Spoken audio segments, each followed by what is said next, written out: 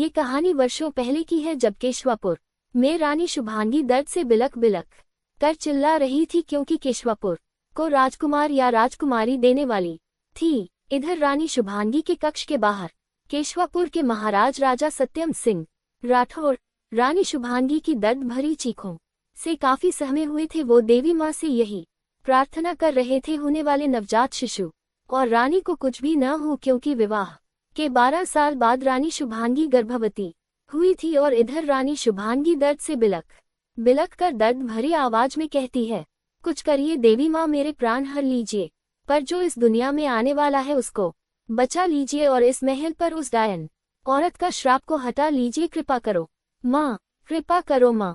और इतना कहते ही रानी शुभांगी दर्द से चिल्लाने लगी। तभी दाई माँ ने रानी को औषधि वाला काढ़ा पिलाया और रानी शुभांगी दर्द से चिल्लाने लगी। कुछ समय के पश्चात महल में किलकारियों की आवाज गूंजने लगी। तभी दाई माँ कक्ष से बाहर आकर और खुशी से राजा से कहा, बधाई हो महाराज, बधाई हो, महल में त्रिदेवियों ने जन्म लिया है। अब तो आपको मुझे 3 गुना इनाम देना पड़ेगा, और वो भी अभी।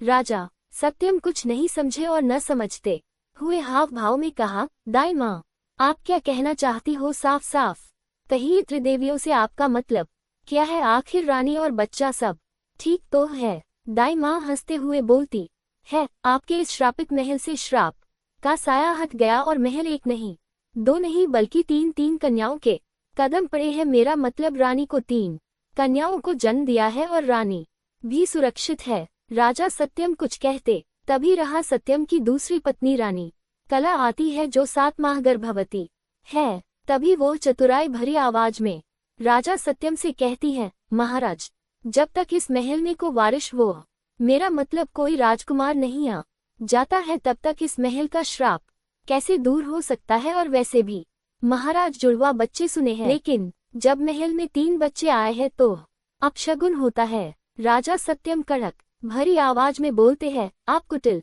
मन में चल क्या रहा है? कला रानी, जो बोलना साफ बोलिए। रानी कला अपनी आंखों में नकली आंसू लाते हुए बोलती है, महाराज, हम आपको कुटिल लगते हैं? हमने खुद महामाया जी से पूछा है, उन्होंने स्वयं भविष्यवाणी की है, जो जन्म लेने वाली है वो इस महल की इज्जत और मान सम्मान और प्रतिष्ठा को हानि पहुंचाएगी। तभी वहां महान ऋषिका सुमन्या आती है और राजा सत्यम से बोलती है, रानी कला सही बोल रही, लेकिन इनमें एक पुत्री आपका नाम रोशन करेगी और एक पुत्री आपका नाम डुबाने में कोई कसर नहीं छोड़ेगी, क्योंकि श्राप के कारण आपकी पुत्रियों के हाथ कोई या किसी प्रकार की भाग्य रेखा नहीं है, और एक पुत्री आपकी केवल इस महल वो करेगी जो कोई नहीं कर सकता, वो वह कर दिखाएगी, वो आपका मान सम्मान वापस लाएगी, तो आपका मान सम्मान भी उसकी के कारण खोना पड़ेगा। इन 3 राजकुमारियों की कहानी दुनिया की सबसे अनोखी, जिनके अंदाज जो भी देखेगा वो पागल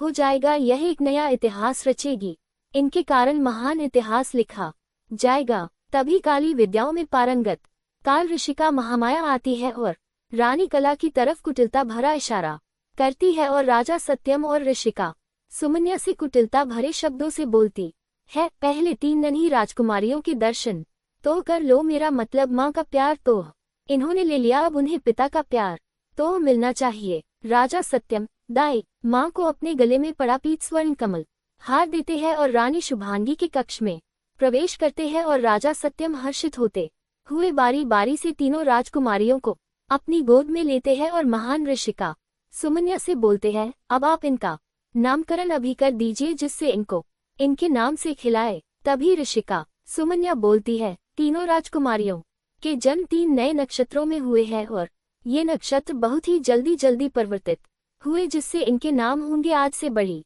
राजकुमारी का नाम मुंद्रा और बीच वाली राजकुमारी का नाम कुंद्रा और छोटी राजकुमारी का नाम सुंदरा होंगे। नामकरण होते ही केशवापुर राज्य में बारिश होने लगी, जो कि राज्य में 10 वर्षों से श्राप के कारण राज्य में सूखा पड़ा हुआ था, और आज तीनों राजकुमारियों के जन्म से राज्य में बारिश हुई, जिससे राजा सत्यम काफी खुश हुए और उन्हें लगा श्राप खत्म हो गया है, लेकिन अभी श्राप बाकी था। समय का पहिया घूमता गया और कब समय के पहिए की रफ्तार इतनी तेज हो गई और तीनों राजकुमारियों समय के चक्र के साथ खेलते खेलते बड़ी हो गई। वही रानी कला ने भी एक पुत्र को जन्म दिया, जिसका नाम अंकन था तो मिलते हैं इन नए किरदारों से। एक राजकुमारी नीलकमल के पुष्प लेने के लिए रेतीली पहाड़ियों में चढ़ते हुए एक दासी से बोलती है, आज हम समय की सीमाओं को पार करते हुए उस नीलकमल को तोड़कर लाएंगे और अपने इस जन्मदिन को हम इतना खास बनाएंगे कि यह जन्मदिन हमारा बहुत ही रोमांचक होगा कि इतिहास के पन्नों में स्वर्णिम अक्षरों से लिखा जाएगा। उद्धरण चिन्ह। दासी भगवान से प्रार्थना करती है और बोलती है, हे भगवान, राजकुमारी मुंद्रा की रक्षा करना। वैसे राजकुमारी मुंद्रा दिखने में आकर्षक और घुड़सवारी और तीरंदाजी में माहिर है। आसपास के राज्यों में राजकुमारी मुंद्रा की सुंदरता के चर्चे आखिरकार राजकुमारी मुंद्रा थी। इतनी सुंदर दिन में उनका रूप सूर्य की रोशनी की समान चमकता था। उनके चेहरे पर एक विशेष प्रकार का तेज था। वैसे राजकुमारी मुंद्रा को अपनी सुंदरता का थोड़ा भी घमंड नहीं था और उनके हमेशा से कुछ विशेष कार्य करना अच्छा लगता है। तो वहीं एक राजकुमारी सैनिक भेष में जंगल में प्रवेश करती है और जंगल में एक शेर की गुफा में प्रवेश करती है और अपने मित्र के साथ एक कोने में छिप जाती है।